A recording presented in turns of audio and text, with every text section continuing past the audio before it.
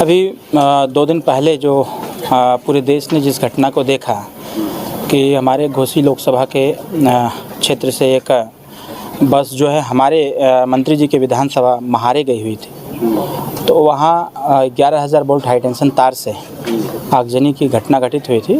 तो इसकी सूचना प्राप्त हुई थी, लेकिन हमारे ही पार्टी की एक महिला नेता की हत्या भी हो गई थी संत कबीर नगर।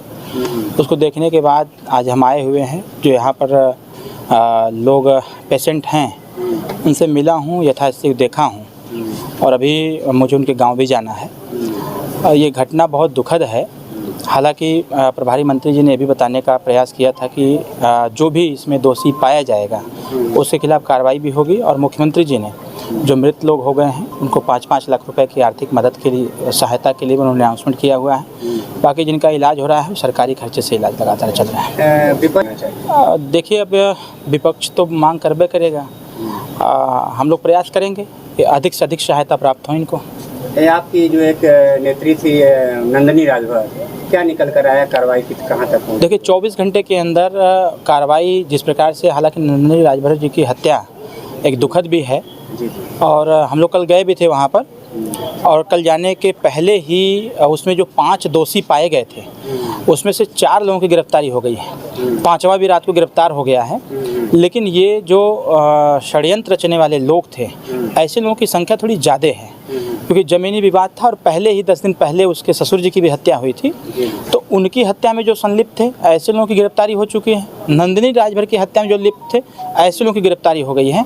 अब इसका नेटवर्क कहाँ से है, मास्टरमाइंड कौन है, वो कौन लोग हैं जो इस घटना को अंजाम दिए हैं, अब ऐसे लोगों की तलाश करें। जब कल हम गए थे तो उसके आधा घंटा पहले ही 2 महिलाएं भी उसमें इन्वॉल्व थीं, उनको भी पुलिस ने अरेस्ट किया हुआ है। और एक श्रवण यादव करके था लड़का, वो पुलिस के हत्थे नहीं चढ़ा, भाग निकला, उसकी भी छानबीन पुलिस कर रही है। देखिए, माननीय नेताजी का जो कहना था, एक प्रकार से इसको मैं इसकी पुष्टि इसलिए कर रहा हूँ क्योंकि समाजवादी सरकार में, ये समाजवादी की सरकार को हटा करके बीजेपी की सरकार लाने के पीछे मूल कारण बस यही था कि जिस प्रकार से सरकार के सह पर कुछ ऐसे लोग, समस्त लोग नहीं, क्योंकि कुछ लोगों की वजह से समस्त लोग बदनाम हो रहे हैं। कुछ लोग सरकार के सह पर या फिर सरकार के घमंड में आकर के उन लोगों ने इस प्रकार का काम करना चालू किया, और ऐसे लोगों की संख्या ज़्यादा नहीं है, ऐसे लोगों की संख्या कम है, और ये कम लोग समस्त लोगों पर भारी हैं। इसलिए ऐसे जो शरारती तत्व के लोग हैं, जो कानून को ताक पे रख देते हैं, जो भारतीय संविधान को स्वीकार नहीं करते, नियम कानून को स्वीकार नहीं करते हैं, ऐसे लोग एक समझते हैं कि नियम कानून, धाराएं, चार्जेस, ये सारी चीज़ें चलती रहेंगी, जेल उनका ससुराल समझ में आता है उनको। तो योगी जी की सरकार है, ऐसे लोग धीरे धीरे निकल के सामने आ रहे हैं। नेताजी का जो तर्क था, जैसे देवरिया का कांड था, बड़ा घटना था, उसमें भी संलिप्तता पाई गई। उसके बाद अभी नंदिनी राजभर की हत्या में संलिप्तता, टोटल वही लोग हैं। तो कहीं ना कहीं इस चीज़ की हम भी पुष्टि करते हैं कि कुछ लोगों की वजह से समस्त कुल बदनाम हो रहा है। तो ऐसे कुछ लोगों के खिलाफ कार्रवाई होना नितांत आवश्यक है, जिससे कि जो हमारे यादव भाई लोग हैं, कहीं ना कहीं कुछ लोगों से वो जो बदनाम हो रहा है, यादव नाम बदनाम हो रहा है, ये बंद हो जाए, और ऐसे जो लोग हैं ऐसे लोगों के खिलाफ कठोरतम कार्रवाई करते हुए इनको जेल की सलाखों के पीछे रखा जाए। मुख्तार अंसारी को आजीवन कारावास से क्या कहेंगे? कुछ नहीं कहूँगा, कानून अपना काम कर रही है। आजीवन नहीं, पूरा जीवन रखते उससे क्या मतलब है? अब्बास अंसारी है आपकी पार्टी से? टेक्निकली तो हमारी पार्टी से नहीं है, बाकी अब्बास अंसारी समझे। लोकसभा चुनाव को लेकर क्षेत्र में जा रहे हैं, क्या लग रहा है? लोग उत्साहित हैं, उत्सुक भी हैं, और लोग इस बात को भी कह रहे हैं कि भाई इस बार यहाँ पर एनडीए की जीत हासिल करनी है।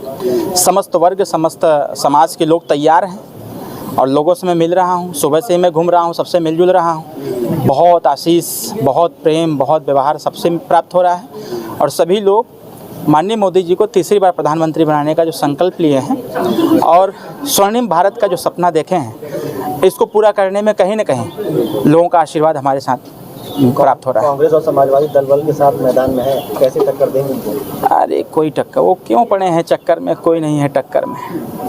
हर वर्ग, हर समाज, हर जाति के लोग तैयार हैं। छोड़िए समाजवादी की बात क्या करते हैं, मुस्लिम समाज के लोग भी जिस प्रकार से कल से लगातार हमारे संपर्क में सभी लोग आ रहे हैं, सभी लोग रोज़ा का समय चल रहा है और रोज़ा के समय में लोग दुआ दे रहे हैं कि अरविंद राजभर को इस बार किसी भी सूरत में हम लोगों को सदन में भेजना है।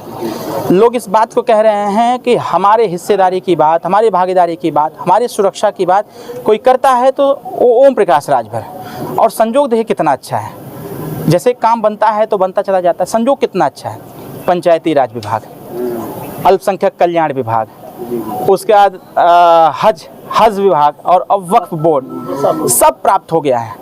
अब हमारे मुस्लिम भाइयों को हज करने के लिए चिंता करने की आवश्यकता नहीं है, चिंतन करने की आवश्यकता है। जब भी जाना हो एक बार संपर्क करें, आराम से उनको भेजेंगे पूरी सुविधा दे करके। न तो बजट की कमी करने देंगे और न ही उनकी व्यवस्थाओं की कमी, सब कुछ करेंगे। क्योंकि हमारे माननीय प्रधानमंत्री जी का लक्ष्य यही है कि इस भारत को स्वर्णिम भारत बनाने के लिए सभी लोगों को एक साथ चलने की आवश्यकता है और सबको एक नज़रिए से देखने की आवश्यकता है। इसलिए मैं सभी लोगों से आग्रह करूंगा कि जो बीज लोगों ने बो रखा था पहले, समाजवादी हो चाहे कांग्रेस हो चाहे कोई हो, जिन लोगों ने ये नफ़रत का बीज बो रखा था, एक बहुत बड़ा समय आया है, अच्छा समय आया है। हम सभी लोगों को मिल करके आगे बढ़ने की आवश्यकता है और उस नफ़रत को कहीं न कहीं दरकिनार करते हुए अपने बारे में सोचते हुए आगे बढ़ जाने की आवश्यकता है।